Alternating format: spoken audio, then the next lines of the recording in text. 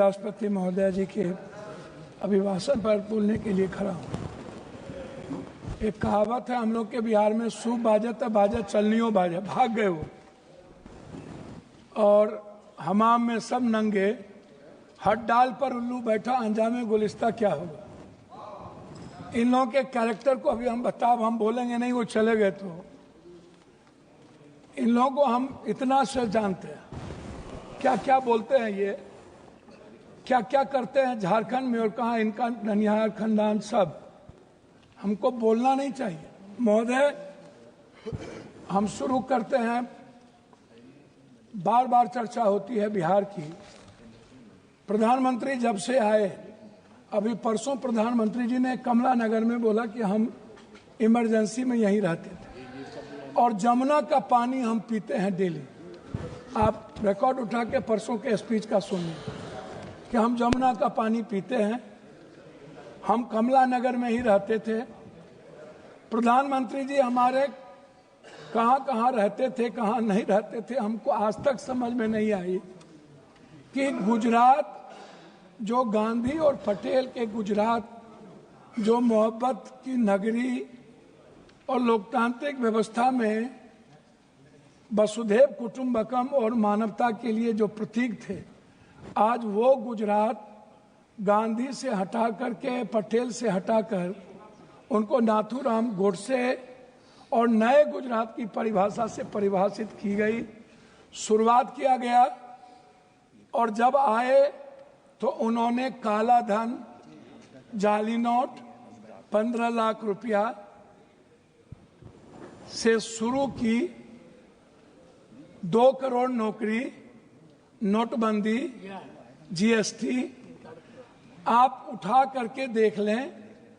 एक भी वादे पर दोबारा, इतना प्रधानमंत्री की नोटबंदी सबसे अहम घोषणा थी, आज तक दोबारा चर्चा इस सदन में नहीं हुई कि नोटबंदी से किनको बेनिफिट मिला, किनको नहीं मिला, नोटबंदी से देश और किसान और महिलाओं की कितनी क्षति हुई, व्यापारियों की कितनी क्षति हुई और मजदूरों के हालात क्या हुए। अध्यक्ष महोदय, जीएसटी के को आप उठा के देख लीजिए। हर व्यक्ति के जेब से पेन, कलम, दवात, पेंसिल, चाय पत्ती, नमक, तेल, सब्जी, दाल, साड़ी, चप्पल, सब चीज पर 3 गुना जीएसटी। ये पैसा मिडिल क्लास के नीचे से लिया जा रहा है। पूरे देश में मिडिल क्लास के पास पैसे नहीं बचे, ना तो नोटबंदी के बाद और ना इतने करे जीएसटी लागू होने के बाद। तो नोटबंदी और जीएसटी को आधार कहा था। लोग कहते हैं हंडी के एक चावल से पता चलती है कि चावल पक गई। अब प्रधानमंत्री जी तिबारा आ गए, 3 बार देश के लोगों ने इन्हें बनाया। हम आपसे कहना चाहेंगे कि अभी जो कुंभ की बात है, प्रधानमंत्री जी हमारे हिंदू के सबसे बड़े, सनातन के विचारधारा कहते हैं कि मैं सबसे बड़ा हूं। मैं एक बाबा का नाम नहीं लूंगा लेकिन कोट करता हूं। उन्होंने कहा कि जो जो लोग मरे हैं वो मोक्ष चलेगा। तो मैं चाहता हूं कि लगभग बाबा और नागा और जो नेता वहां जाते हैं और जो बड़े पैसे वाला, उनको भी डुबकी लगा के मर जाना चाहिए ताकि इन लोगों का कल्याण हो जाए। ये मोक्ष पे चले जाए। भैया सुनिए, मोक्ष में चले जाएं। बाबा लोग वो बोलते हैं कि बाबा ने कहा कि मोक्ष में चले गए, तो मैं चाह रहा हूं कि ऐसे बाबाओं को मोक्ष में चला जाना चाहिए। दूसरी बात, मैं अंडरस्टैंड यंग, वो साधु संतों बाबाओं को आशीर्वाद दे रहे हैं, बाबाओं को आशीर्वाद दे रहे हैं। जी जी जी, मैं भैया, दूसरा बात, उन्होंने अंडरस्टैंड यंग को ही उन्होंने 2000 करोड़ का लगभग उन्होंने ठेका दिया, जबकि 13 में 19 में इन्हीं को कुंभ मेला का ठेका दिया गया था। 4 लोग लगे, सारे मैनेजमेंट, टेक्निकल मैनेजमेंट से लेकर के ये सारे चीज इन्हीं को था। ये कौन है, इन पर क्या इंक्वायरी होगी। अध्यक्ष महोदय, 487 करोड़ का बजट हुआ करता था नेहरू जी के समय, और अब 10,000 करोड़ का बजट है सिर्फ एक कुंभ मेला का। जब नेहरू जी के समय कुंभ में लोग मरे थे तो गिनती थी। जब दुनिया में सोशल मीडिया, इतने बड़े मीडिया प्लेटफॉर्म पे इतना बड़ा बड़ा हमारा मीडिया है, सब कुछ है, एक बार गिनती नहीं हुई, जबकि 600 से लगभग लोगों का कहना है, वहां आंखों देखे, मेरा नहीं कहना है, कि 300 और 600 के लगभग लोगों की लाशें गई और उसको हिंदू रीति से नहीं जलाया गया। क्या हमारे संस्कार इतने गिर गए कि हम हिंदू रीति से उसके लाश को भी नहीं जलाए? इस जानकारी का कोई आधार है? अब मैं दूसरी बात नहीं करूंगा पप्पू जी, मैं दूसरी बात, अगर इस पार्लियामेंट से कहेंगे इतनी बड़ी संख्या, मैं इस जानकारी का आधार देंगे या आप ये कह देंगे आधार ही के रूप में 300 और 600 पर गए? मैं क्या कहता तो आप हमारे संरक्षक है, गार्जियन है, मैं अपनी बात उनके द्वारा कह रहा हूं। दूसरी बात, महोदय राष्ट्रपति भाषण में रोजगार की, नौकरी की, बीपीएससी का, यूपीएससी का, एसएससी का, नीट का, जो लगातार हमारे नेता राहुल गांधी इस सवाल को लेके बोलते रहे। बीपीएससी में हमारे बिहार के बच्चों को मारा गया, लगातार धरना पे हैं, हम कोर्ट गए, लगभग पेपर क्वेश्चन लीक आउट होता है इस देश में। क्या कभी किसी पेपर, क्या कभी मिडिल क्लास या ओबीसी या ईबीसी का बेटा अब कभी नौकरी कर पाएगा? 3 बार प्रधानमंत्री रहते हुए आदरणीय प्रधानमंत्री जी के कार्यकाल में रेलवे की वैकेंसी नहीं निकली, बैंकिंग की वैकेंसी नहीं निकली, लगभग अग्निवीर हो गया। और इतना ही नहीं, नियोजित और संविदा की खेती होगी, परमानेंट नौकरी अब नहीं मिलेगा, नौकरी लगभग प्राइवेट की ओर चला गया। तो प्राइवेट में तो अध्यक्ष जी आरक्षण है नहीं, तो ओबीसी, ईबीसी, एसटी, एससी का बच्चा तो गया। आपने तो हमला कर दिया है आरक्षण पर, 67% आरक्षण नहीं देंगे। अब जाति जनगणना की बात बीजेपी के मुंह से शोभा नहीं देती।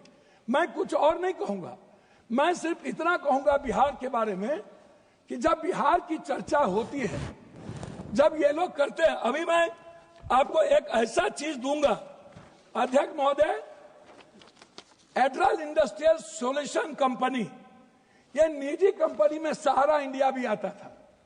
सहारा इंडिया लगभग 3 करोड़ लोगों का पैसा अभी झारखंड, आप तो किसी भी स्टेट के साथ सौतेलेपन का व्यवहार करते हैं, आप तेलंगाना देखिए, बेंगलोर देखिए, झारखंड देखिए, झारखंड का आप जीएसटी का पैसा नहीं देते हैं, झारखंड की बंद पड़ी फैक्ट्रियों का आपके रीजन में बंद हुआ, झारखंड में आप, झारखंड की इकोनॉमी की स्थिति क्या है आप उस पर चर्चा नहीं करते हैं, आप बंगाल पे भी चर्चा नहीं करते हैं, बिहार की जीएसटी का पैसा नहीं मिलता है। तो जो लोग ये बात उठाते हैं, मेरा कहना क्या है अध्यक्ष महोदय कि एजुकेशन पर कितना बजट आप देखेंगे, ये मेरे पास है महोदय, 2014 में 7.4, 2024 घट के हो गया 6.4, 19 में 2020-21 में 6.6 की गिरावट आ गई आर्थिक विकास दर में। महंगाई की स्थिति आप देख लीजिए सर, ये कहते हैं ना लगभग 84 से 86 करोड़ को आप कौन सा चावल दे रहे हैं आजादी के बाद, कौन सा? 84 करोड़ 5 लाख चावल पर यह देश पैदा हुआ है। हम 140 में 84 करोड़ जीडीपी की बात करने वाला है। हम उनसे पूछना चाहेंगे कि मेरे रुपये की गिरावट कितनी है, मेरी वैल्यू कितनी है, कृपया और पर कैपिटा इनकम सर वही हम अब हमारी हम आपसे है 9 मिनट हो गया। 9 मिनट सर, मैं बिहार के बारे में कह के बंद करता हूं जब आप कह रहे हैं। तो मेरा कहना आपसे ये है, अभी तक भी तो आप बिहार के, मेरा कहना ये है कि आप की जो विदेश नीति है, अभी बांग्लादेश, सर वही आ रहा हूं सर, बांग्लादेश गए थे आईएसआई के चीफ, 3 दिन वहां रहे। भूटान की आधी सरकार चीन में थी, हमारे प्रधानमंत्री बहुत मजबूत हैं। नेपाल के बॉर्डर पर पूरा का पूरा चीन का एयरपोर्ट बन गया, पूरा। सर पोखरा में जाके देखिए, वहां के सैनिक चैन की उतरते हैं। सर एएसआई के एजेंट क्या कर रहा था? सर भूटान के मंत्री चीन में आज 15 दिनों से क्या करते हैं? बांग्लादेश दुश्मन, नेपाल दुश्मन, पाकिस्तान दुश्मन, वियतनाम दुश्मन, वियतनाम चला गया, ताइवान चला गया, चीन हमारा दुश्मन। सबसे बड़ा दुश्मन चीन। अब कंक्लूड करें सर कंक्लूड करते प्लीज कंक्लूड हम सर बिहार के बारे में सिर्फ आएंगे सर, मेरा आग्रह है 2 मिनट सर, 1 मिनट कि बिहार में क्या मिला सर? हम भीख मांगा क्या गया नहीं बिहार मिला? के द्वारा, क्या नहीं मिला? सर मेरी बात सुनिए ना, विशेष राज नहीं मिला, विशेष पैकेज नहीं मिला, बंद पड़े फैक्ट्री डालमिया नगर से शुरू करता हूं, चीनी मिल, पेपर मिल, दालचीनी मिल, सिल्क मिल, बंदूक फैक्ट्री आप उठाइए, आप उठा करके देखिए, सिल्क मिल, जूट मिल। सर मेरे यहां बनमनखी में चीनी मिल बंद हो गया। जब फैक्ट्रियां नहीं रहेगी, जब फूड प्रोसेसिंग पर हम फैक्ट्रियां नहीं देंगे, जब हम मछली उत्पादन को फैक्ट्रियां, बार बार चर्चा होती है सर। मैं बात को खत्म कर रहा हूं, मैं अपने क्षेत्र की बात करूं सर। मैंने अपने क्षेत्र में मैंने कहा कि हमारा जो बॉर्डर है बांग्लादेश नेपाल, इस इलाके में एक एम्स मैंने पूर्णिया के लिए मैंने डिमांड किया। मैं सभी जगह सब स्टेट में 2-3 हाई कोर्ट बेंच है, लेकिन मैंने आग्रह किया कि हाई कोर्ट बेंच हमको कम से कम पूर्णिया में। सर 1 मिनट करेंगे सर, एक मिनट हमने मांगा हमको हाई कोर्ट बेंच दिया जाए सर। हाई कोर्ट बेंच अभी तक जबकि आपकी बात सर एक मिनट हमने IIT की बात हमने की सर पूर्णिया के लिए सर 1 मिनट। हम पूर्णिया में आप कहते हैं मखान बोर्ड, मैं कहता हूं सर दुनिया का 94% कोशिश सीमांचल मिथिलांचल में होता है, तो बोर्ड गठन से नहीं होगा सर। हमारी प्रोडक्ट से हमारा सर उत्पादन की बात मैं कर रहा हूं सर। हाफ मिनट मिला, हाफ मिनट सर। मैं मक्का और मखान और दूध की प्रोसेसिंग पर मैं आपसे सिर्फ आग्रह करूंगा। हमारा इलाका सबसे गरीब है, सबसे ज्यादा पलायन है सर। मैं एक डिमांड करता हूं आपके द्वारा कि हमें पूर्वांचल के लिए एक मंत्रालय का यहां से गठन हो, जो हमारे पूर्वांचल का विकास नियमित हो। दिल्ली में पूर्वांचल के लोग आते हैं, वो बहुत परेशान हैं। मेरा आग्रह है कि पूर्वांचल मंत्रिमंडल का गठन और वहां से विकास हो। धन्यवाद सर। श्री के सुब्रमण्यन जी। ஸ்பீக்கர் சார், குடியரசுத் தலைவரின் உரை என்பது இந்த அரசாங்கம் உலக அரங்கிலும் உள்நாட்டு